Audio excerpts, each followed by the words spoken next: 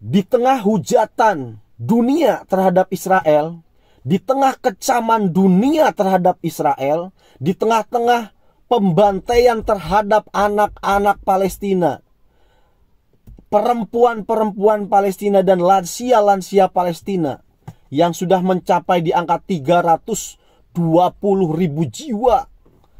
Kok bisa-bisanya ada orang-orang yang mengaku dari Indonesia, ada orang-orang yang mengaku dari Nahdlatul Ulama bertemu dengan Presiden Israel, Isaac Herzog.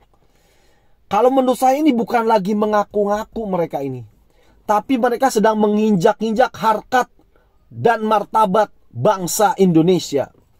Mereka juga sedang menginjak-injak harkat dan martabat Nahdlatul Ulama.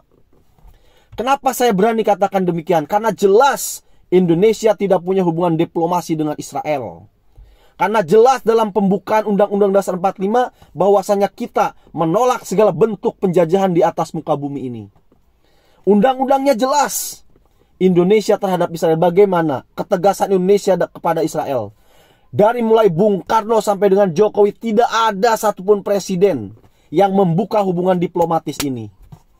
Hah? Kok bisa-bisanya kalian ini? Kalian sedang menginjak-injak harkat dan martabat Indonesia. Sebaiknya kalian out dari Indonesia.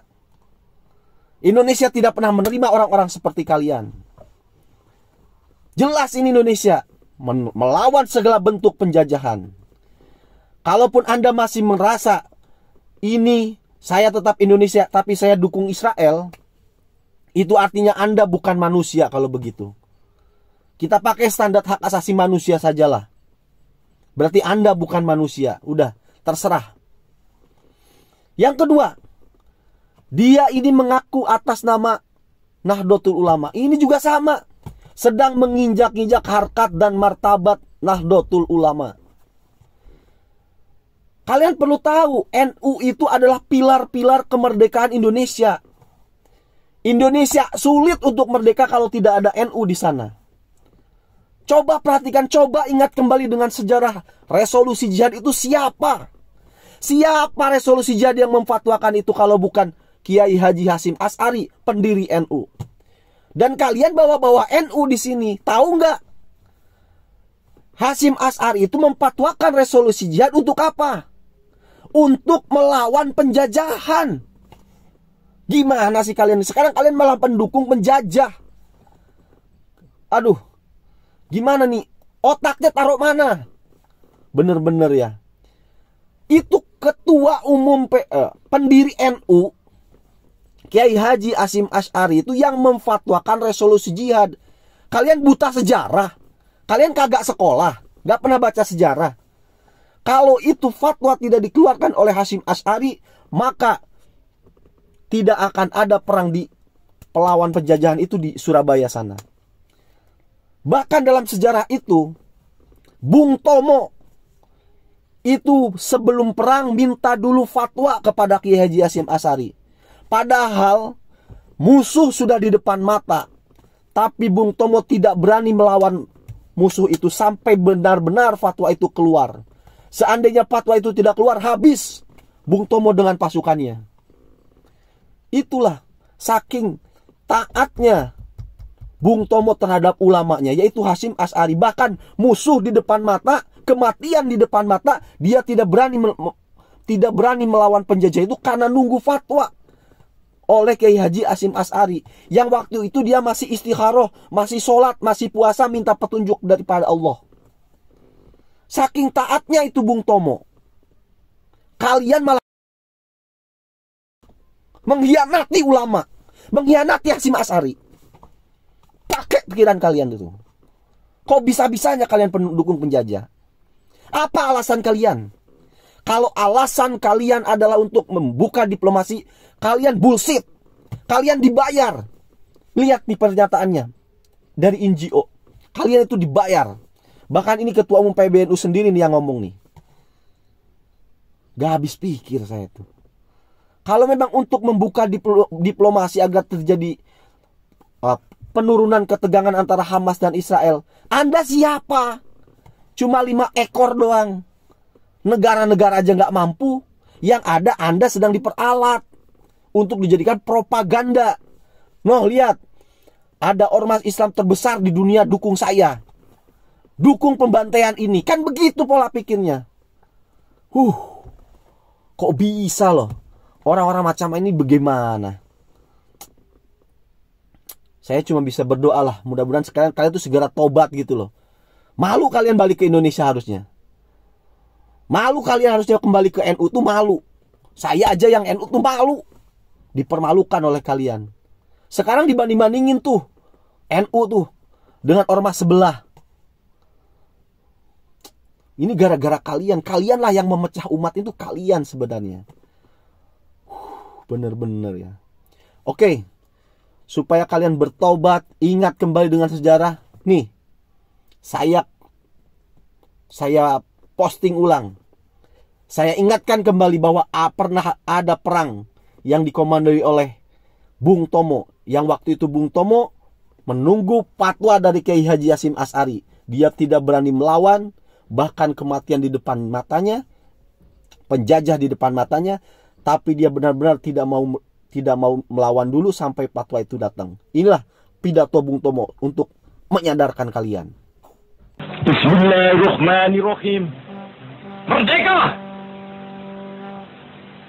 Saudara-saudara, rakyat jelata di seluruh Indonesia, terutama saudara-saudara penduduk kota Surabaya,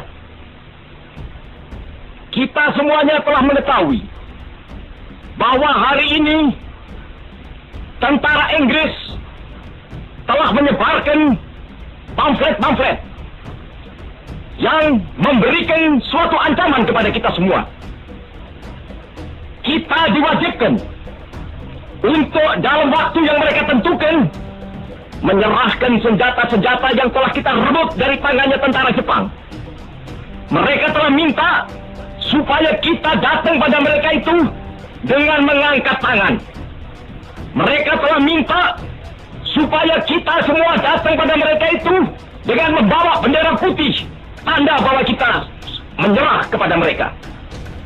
Saudara-saudara, di dalam pertempuran-pertempuran yang lampau, kita sekalian telah menunjukkan bahwa rakyat Indonesia di Surabaya, pemuda-pemuda yang berasal dari Maluku, pemuda-pemuda yang berasal dari Sulawesi, pemuda-pemuda yang berasal dari Pulau Bali, pemuda-pemuda yang berasal dari Kalimantan, pemuda-pemuda dari seluruh Sumatera, pemuda Aceh, pemuda Tapanuli, dan seluruh pemuda Indonesia yang ada di Surabaya ini, di dalam pasukan-pasukan mereka masing-masing, dengan pasukan-pasukan rakyat yang dibentuk di kampung-kampung, telah menunjukkan satu pertahanan yang tidak bisa dijebol, telah menunjukkan satu kekuatan sehingga mereka itu terjepit di mana-mana. Hanya karena taktik yang licik daripada mereka itu, saudara-saudara, dengan mendatangkan presiden dan pemimpin-pemimpin lainnya ke Surabaya ini, maka kita tunduk untuk memberhentikan pertempuran. Tetapi pada masa itu mereka telah memperkuat diri, dan setelah kuat, sekarang inilah keadaannya. Saudara-saudara, kita semuanya, kita bangsa Indonesia yang ada di Surabaya ini, akan menerima tantangan tentara Inggris itu. Dan kalau pimpinan tentara Inggris yang ada di Surabaya ingin mendengarkan jawaban rakyat Indonesia, ingin mendengarkan jawaban seluruh pemuda Indonesia yang ada di Surabaya ini, dengarkanlah ini, tentara Inggris. Ini jawaban kita. Ini jawaban rakyat Surabaya. Ini jawaban pemuda Indonesia kepada kau sekalian. Hei, tentara Inggris, kau mengendaki bahwa kita ini akan membawa bendera putih untuk takluk kepadamu. Kau menyuruh kita mengangkat tangan datang kepadamu. Kau menyuruh kita membawa senjata-senjata yang telah kita rampas dari tentara Jepang untuk diserahkan kepadamu. Tuntutan itu, walaupun kita tahu bahwa kau sekalian akan mengancam kita untuk menggempur kita dengan seluruh kekuatan yang ada, tetapi inilah jawaban kita. Selama banteng-banteng Indonesia masih mempunyai darah merah yang dapat membuat setarik kain putih, merah dan putih, maka selama itu tidak akan kita mau menyerah kepada siapapun juga. Surabaya. Siaplah, keadaan genting. Tetapi saya peringatkan sekali lagi, jangan mulai menembak. Baru kalau kita ditembak, maka kita akan ganti menyerang mereka itu. Kita tunjukkan bahwa kita ini adalah benar-benar orang yang ingin merdeka. Dan untuk kita, saudara-saudara, lebih baik kita hancur daripada tidak merdeka. Sebuah yang kita tetap merdeka atau mati. Dan kita yakin, saudara-saudara, pada akhirnya pastilah kemenangan akan jatuh ke tangan kita. Sebab Allah selalu berada di pihak yang benar. Percayalah, saudara-saudara, Tuhan akan melindungi kita sekalian. Allahu Akbar, Allah.